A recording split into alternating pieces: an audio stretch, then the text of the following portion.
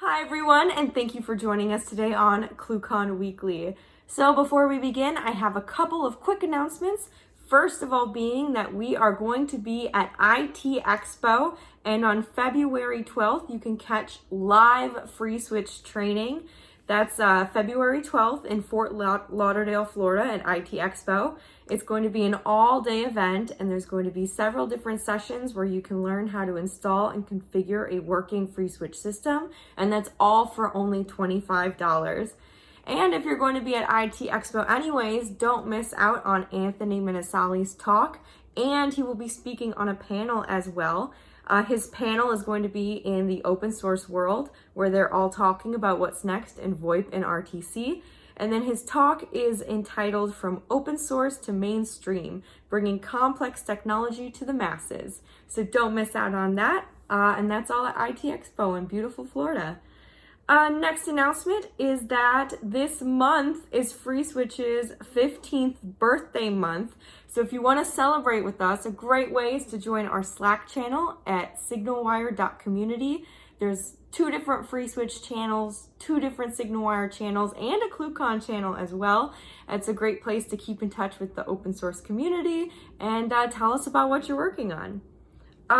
The ClueCon Early Bird Special is almost over, so don't miss out on that. You can register for ClueCon at only $5.99.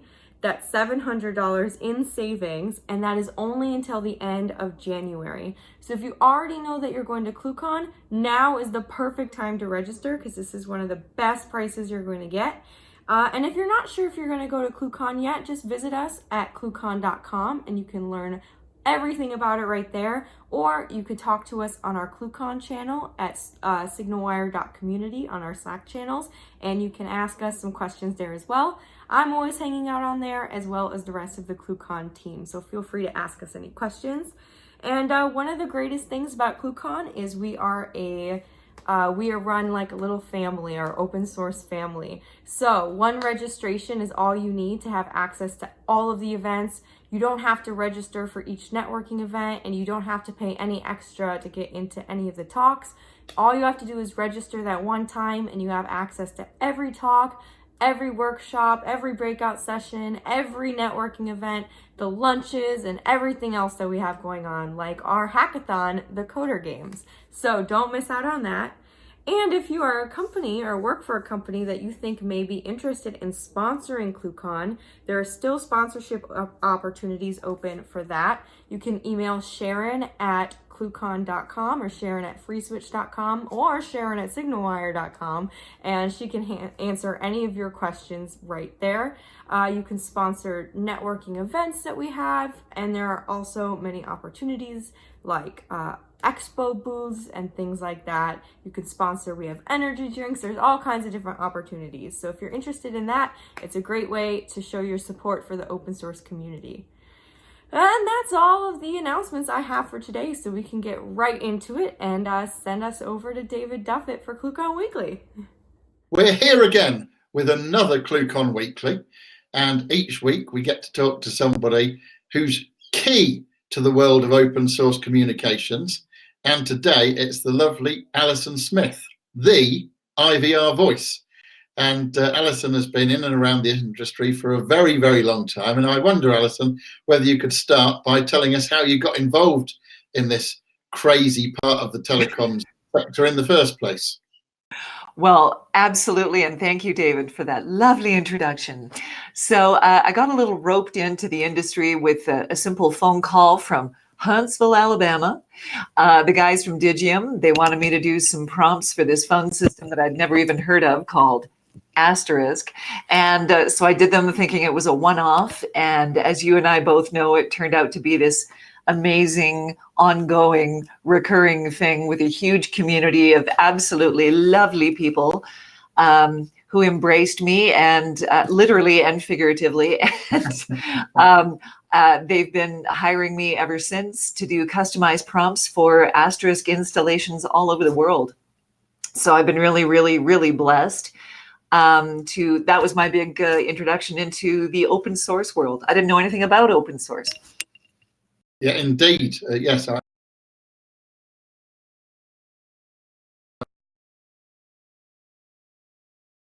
that happens at Astricons and places like that, doesn't it? Exactly. And then not so long ago, well, I don't know, but you tell me, how long ago did you get involved in the FreeSwitch open source project? Yeah, that was probably about 3 years ago. FreeSwitch decided to redo all of their, let's just call it the skeleton of their whole network and do the stock prompts again in my voice. So I did that. And yeah, so that was a bit of work to get all that done. So that is there and out there and being distributed in the community.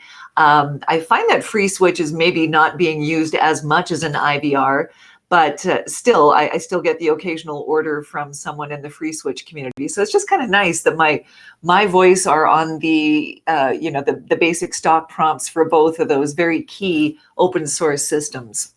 But Yeah. yeah, with open source though, with its idea of getting distributed and freely propagated, let's just say, sometimes that leads to some problems with IVR being duplicated and mistakes being propagated. And that's what I'm hoping to talk about a bit in the open source world presentation that I'm doing. So I'm very excited about being asked to present at Open Source World. Yeah, I'm excited about that too. We'll come to that before too long. I was just going to reflect a little bit and just on the fact that because your voice is inherently part of Asterisk and FreeSwitch, that you are part of the experience that literally thousands, maybe even hundreds of thousands of people get when they install these open source projects. And I was thinking the other day about just what a wonderful gift both Mark Spencer and Tony Minasali have given to the world in giving Asterisk and FreeSwitch, and the number of lives that must have been changed because of the businesses that are built around those things across the world. And your voice is in them all, Allison. Absolutely. What a lovely way of putting it. You're right. They have distributed two of probably the most freely shared systems in the world. And yeah, I think it's elevated the whole profile of open source telephony in the idea that prompts are professionally done and the systems, both of them, work so incredibly well. And yes, they're both extraordinary guys who have given much to the open source telephony community. Amazing. Now, you mentioned Open Source World, and that is coming up before too long. I have the dates firmly planted in my head. It's February the 14th to the 16th in Fort Lauderdale at the, is it pronounced Broward or Broward Broward, yes. Convention Centre? Yes, it's been there for a few years. It used to be in South Beach, Miami, but that convention centre is undergoing a massive refurb project, and so they've not been able to house it there for a while. So it's been in Fort Lauderdale, which is a great venue, nice, right next to the cruise ship terminal. So you see all these amazing cruise ships come and go. And it's IT Expo that's there. Open Source World is just one of the tracks. And I believe that in the past you've spoken at IT Expo. And are you also speaking at IT Expo this year too? I am, yes. So I have actually two presentations kind of circling around in my brain, which is always a little dangerous. Hopefully there won't be any cross-pollination between the two.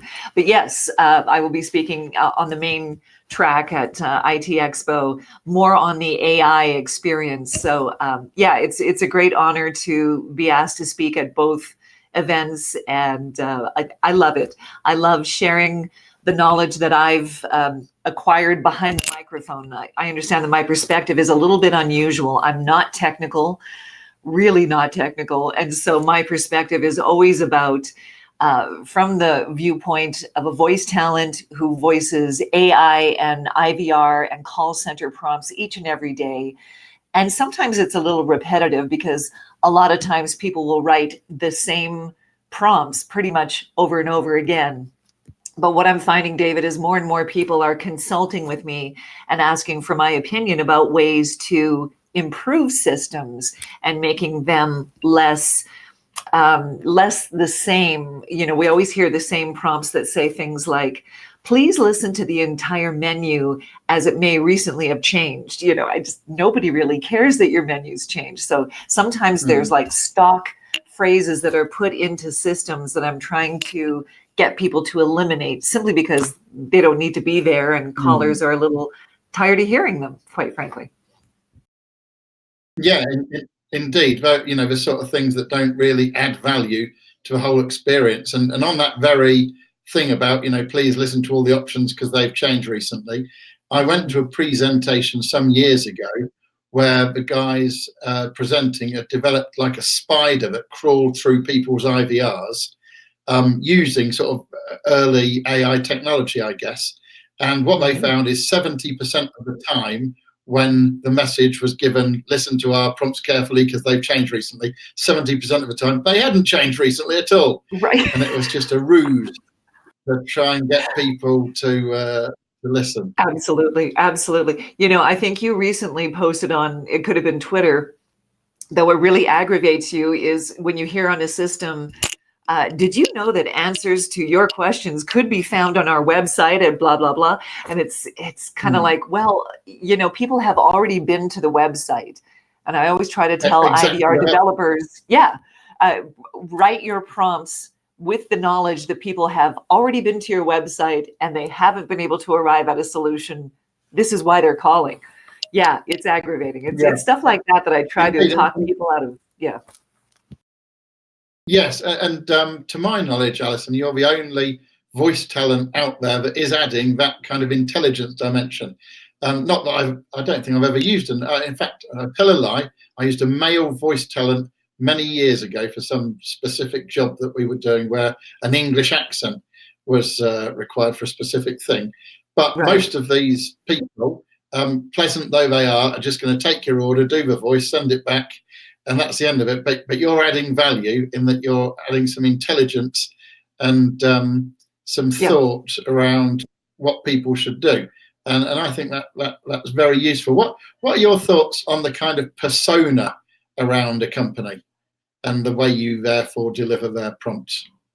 It's a great question, and it's something that I actually ask customers to think about before they even write their IVR or call center scripts is, what kind of company are you? And further drilling deeper into that, what sort of image are you looking to project?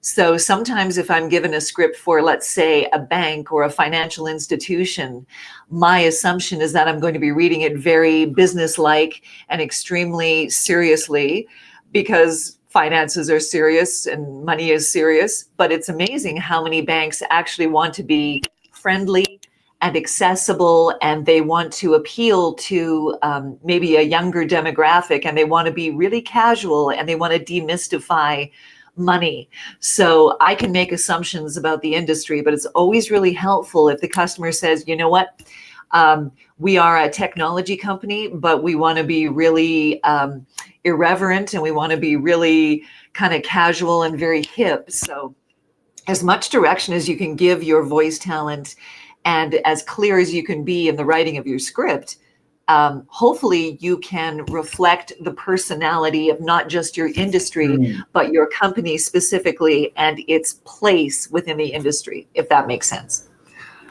Yeah, very much so, very much. I remember as a younger person, before I even got into telephony, there was a firm of solicitors or lawyers in my area, and I really liked their radio advertising. I thought it was excellent because it was a little bit irreverent, a little bit of fun.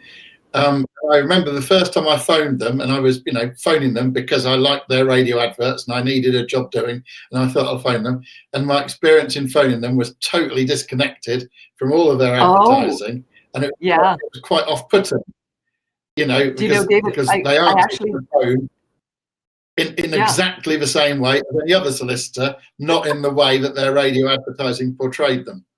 Of course. I actually did an IVR for a chain of funeral homes, which doesn't sound like a lot of fun. But again, they wanted to get away from the sort of death is sad, which it is. But they were actually trying to target people into thinking of investing in a funeral portfolio, much like you have an investment or a retirement portfolio. So they wanted it to be friendly and, hey, you know what, you're eventually going to need this. So let's get organized and get this done. So I really liked that sort of unconventional approach. I'm sorry to hear about that, Mm. law firm not connecting their advertising with their telephone system, because that's a huge disconnect.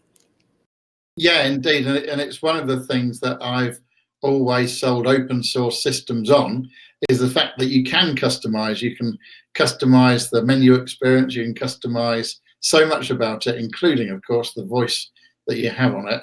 And Yeah. that's part of the value that you add there. Absolutely. Yeah. At least I Now, try to.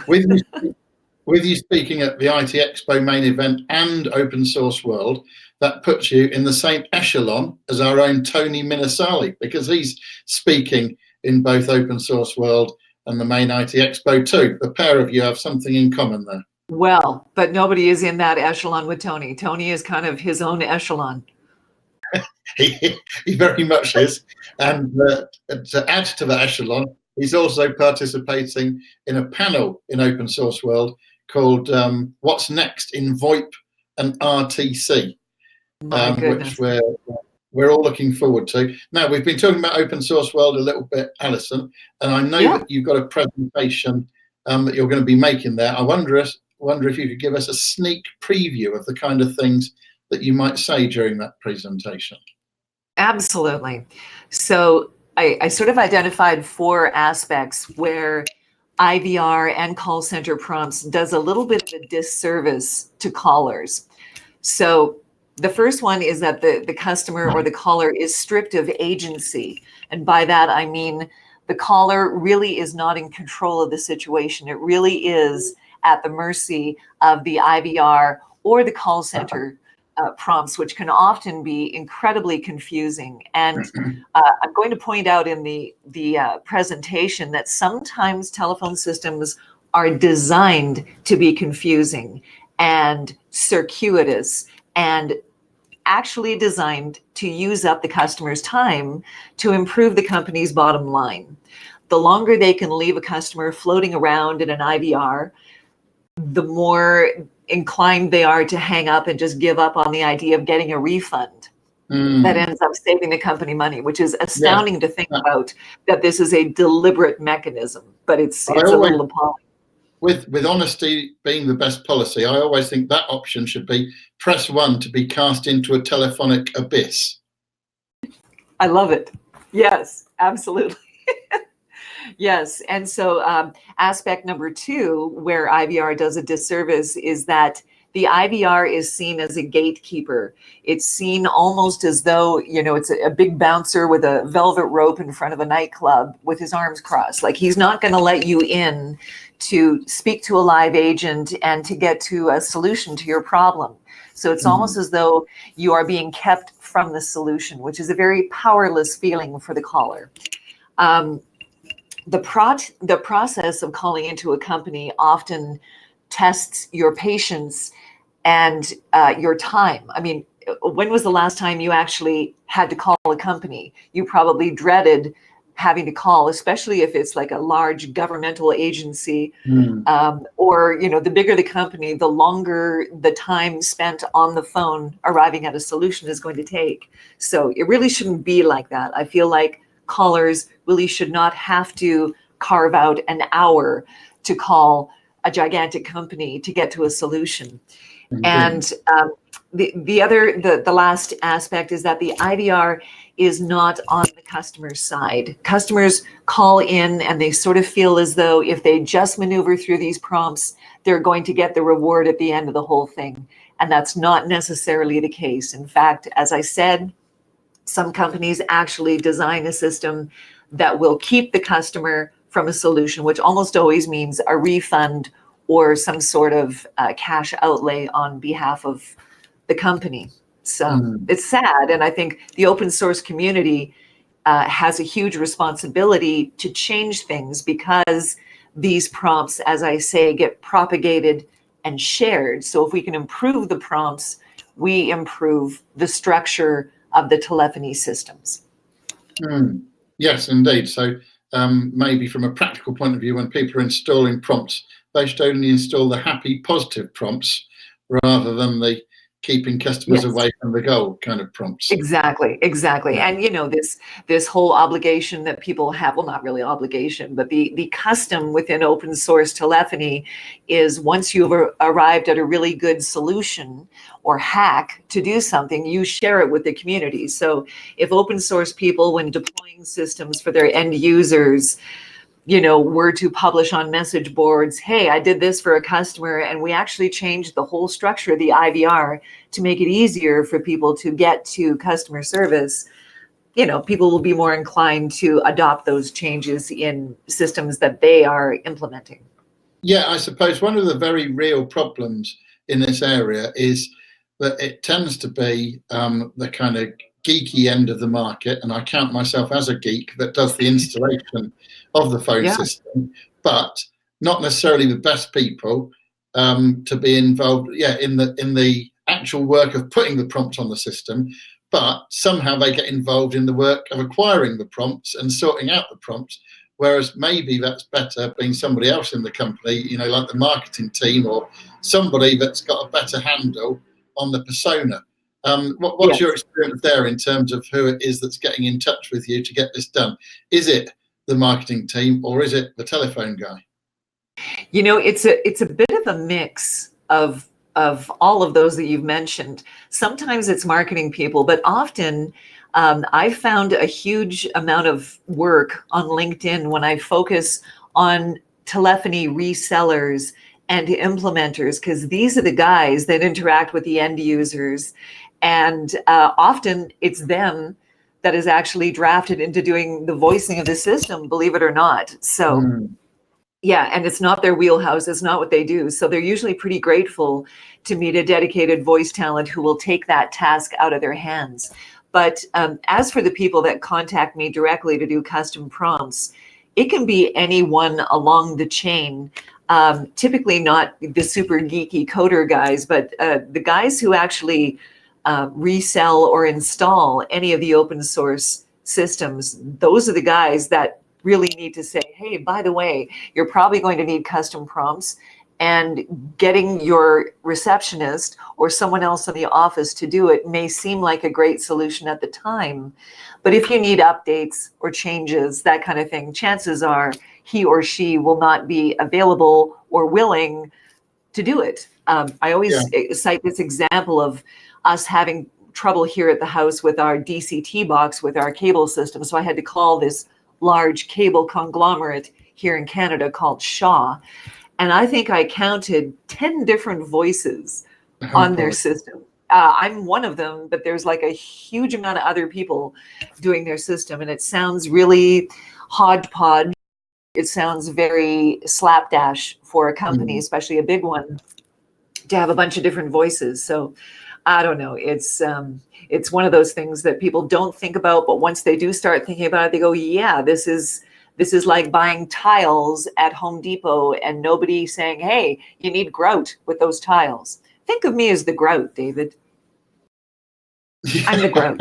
I also think it's a little bit, your telephone system, as you've already mentioned, is projecting an image.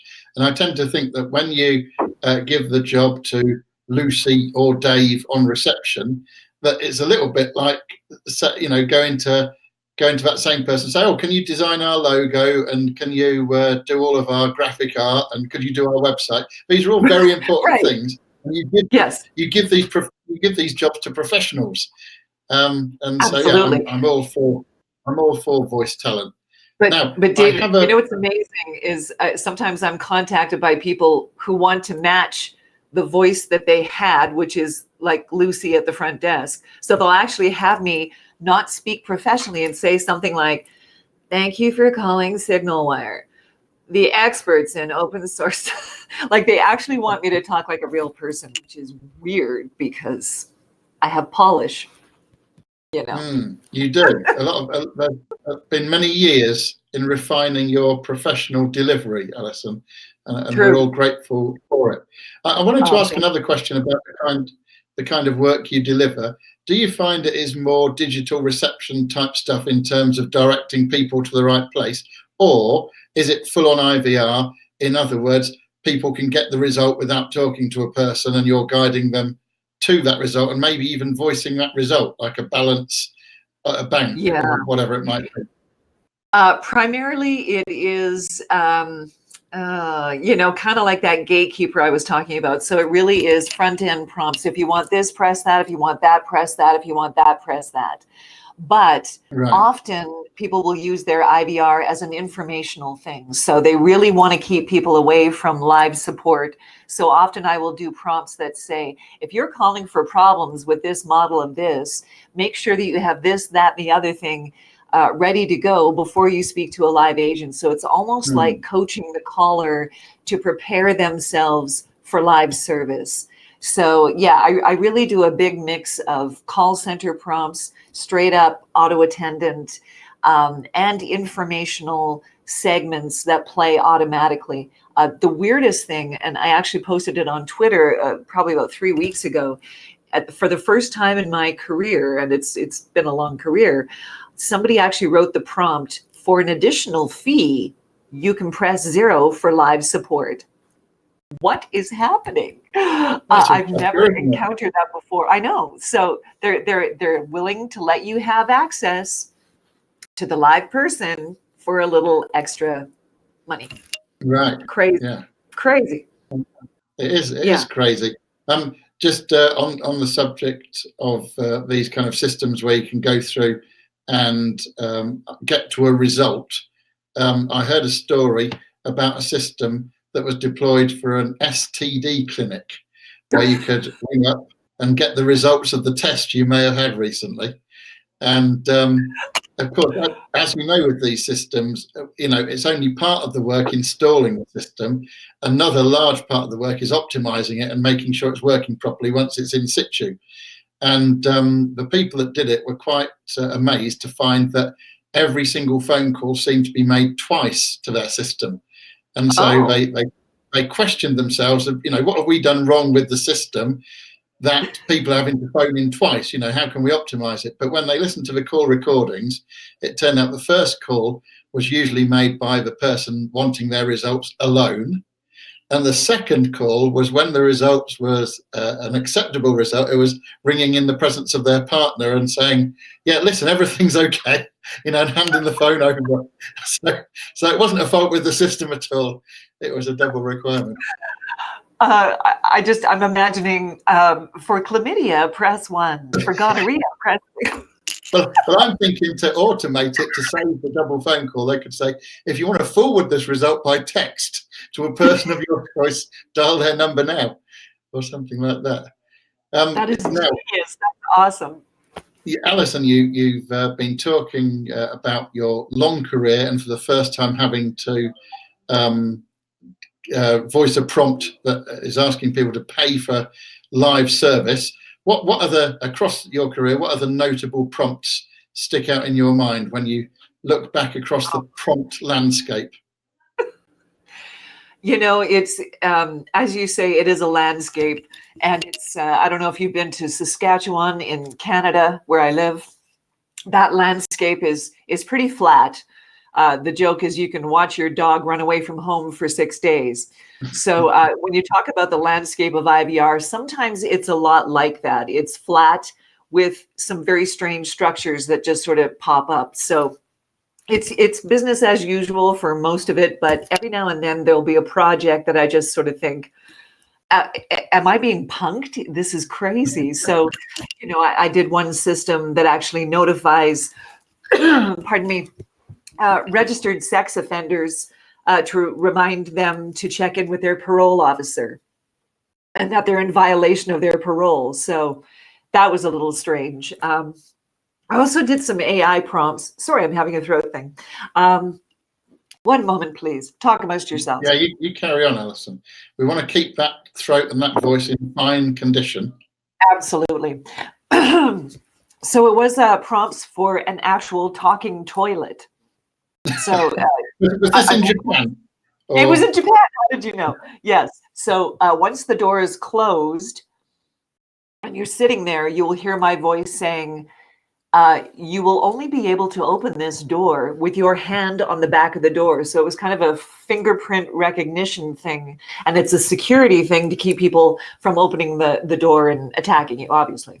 Right. I just think it's very strange to have my voice come out of nowhere while you're sitting in one of your more private moments. And yes, that is fun. Yes. I guess Japan, because Japan, just going off on a slight tangent now, they are the leaders in toilet technology. Aren't they? Japanese. Yes, they are.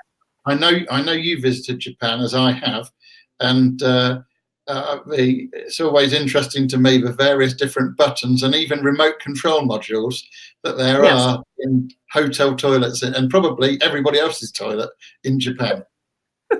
And it requires a bit of a leap of faith to go, okay, I'm just going to go ahead and press this button and see what happens. Like, you just kind of have to jump off the cliff and just do it. You do, but it's not altogether a bad thing. What crosses my mind though is, how do these guys know the anatomy of the person that's sat on there to know just to get that jet of water? Anyway, you know, they're studying it right now. I don't know. It's good that we can talk about these things, Dave. Perhaps we should move on and come back into the world of open source telephony. So we've reviewed your journey in open source telephony. We've talked about your presentation in open source world. Can you also tell us just a little bit about what you'll be talking about on the main track, or is that quite a similar thing, really? No, it's actually quite different. So as many in the community know, my voice is being developed as an upgrade for Amazon Alexa by a company called SurveyLine. And so these people develop surveys for the big retailers in the US. And the dream will be that people like Best Buy or Costco or, you know, Zappos Shoes, any of these people will use me as an upgrade voice for automated surveys. So when you come home, you could activate the device. I'm just going to call it that because if I say it out loud, it's going to trip our Alexa here. Okay. Oh, no, I thought it happened. So I will be speaking about the idea that we've gone from complete automaton, from robot, to this quasi-human essence, which is kind of human, but not really. And then the dream, of course, is to develop a voice that is personable and human and accessible and friendly. Apologies. Yeah, so that is the whole basis of my talk. Oh, great. Well, look forward to that. And of course, I should mention that in SignalWire, we have an integration with Dialogflow from Google, which is an AI facility for creating kind of intelligent chatbots. We also, of course, have text-to-speech and speech recognition and all of those things as well in order to create such systems. Now, we're drawing to an end of our time together, Allison, and I thank you very much for coming on. And I just want to go through those details again of Open Source World. It's on in Fort Lauderdale. It's February 12th to the 14th. There is free switch training at the same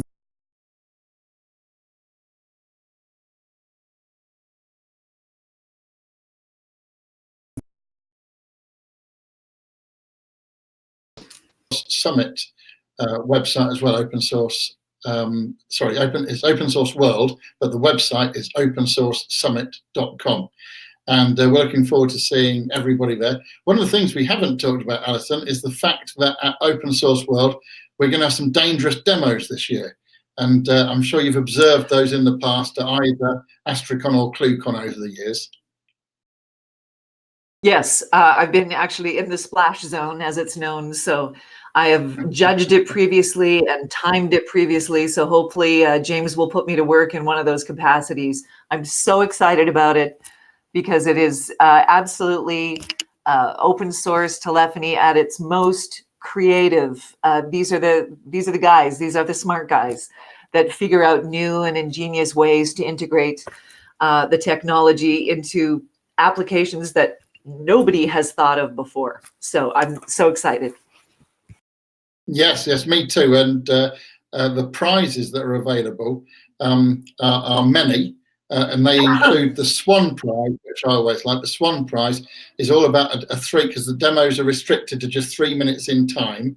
And I'm always impressed with the Swan Prize because it looks most effortless and yet has the most kind of working parts and activity going on underneath that you can't really see. There's also the audience vote, and then there's the judges' decision as well. And when I was trying to think of a way to describe the judges' panel, the only thing I could really think of, based on experience, was that a hastily gathered together bunch of reprobates choose their favourite. That's the only thing I could think of, really. I hope James won't be cross about that description. Anyway, something to look forward to there. Oh, let me just get rid of that. Should have had that on silent, really. Anyway, our time together is at an end. Alison, it's been great having you along on ClueCon Weekly. Thank you very much for giving of your time and experience. And we'll look forward to seeing you and everybody else at Open Source World in Florida. All the best to you. Thanks, David.